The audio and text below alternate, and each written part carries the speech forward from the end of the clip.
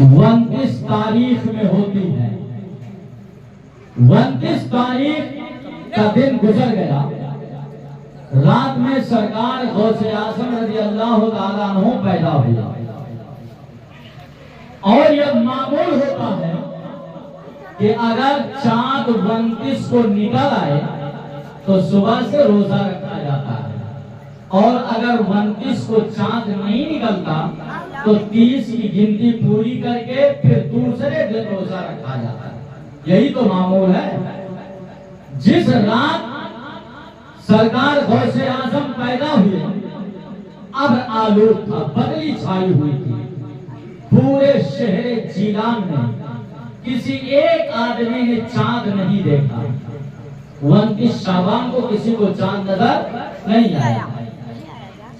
रात गुजर गई, लोग हैरान और परेशान थे कि सुबह को रोजा रखा जाएगा कि नहीं रखा जाएगा। सुबह की सफेदी नमूदार हो गई। अब भी कुछ लोग सोचते हैं कि रोजा रखा जाए या ना रखा जाए। चांद तुलू हुआ कि नहीं हुआ, हैरान और परेशान है लोग। किसी ने कहा हमें परेशान होने की जरूरत नहीं है, हम चलते हैं अपने मोहल्ला में उस नेक और पाकीज़ा खातून की बारगाह में जो निहायत ही मुत्तकी और परहेज़गार है, वो हमें बताएंगी कि चांद निकला कि नहीं निकला। लोग उम्मुल खैर फातिमा ज़हरा रज़ी अल्लाह तआला अन्हा के बारगाह में आते हैं, अर्ज़ करते हैं ए उम्मुल खैर फातिमा, ये बताओ कल चांद निकला था कि नहीं निकला था।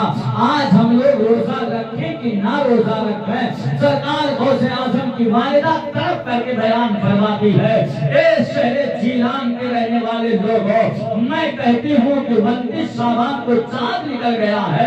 हम सबको रोजा की हालत में होना चाहिए, रोजा की नियत कर लेनी चाहिए, रोजा रखना चाहिए।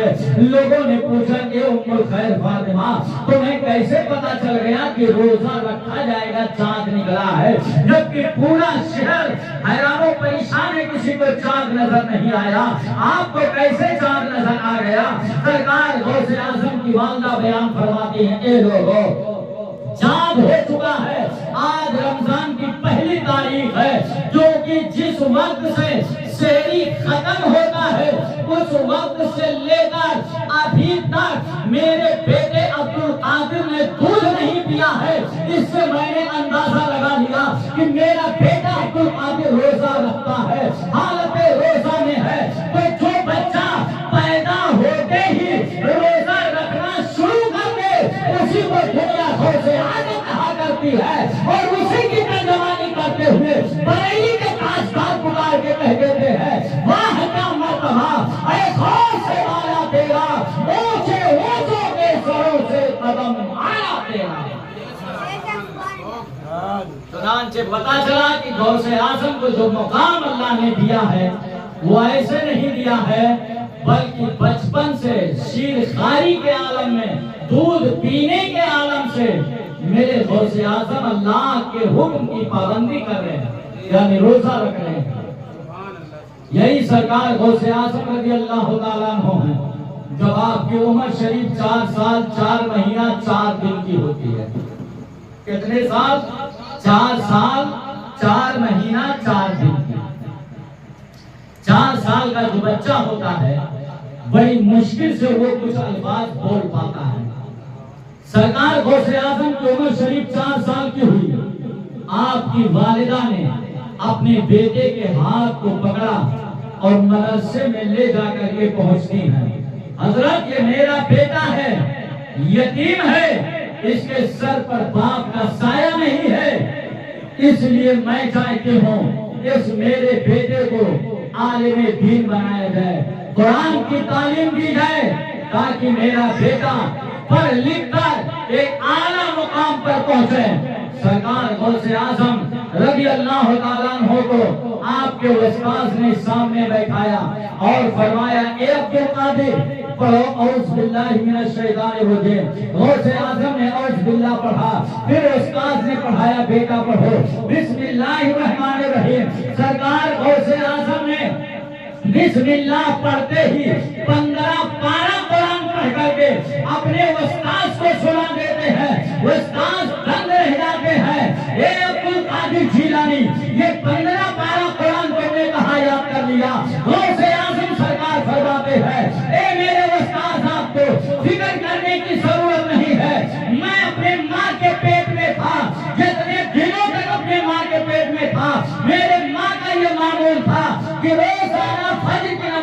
पढ़ने के बाद 15-12 कुरान की तिलावत करते थे।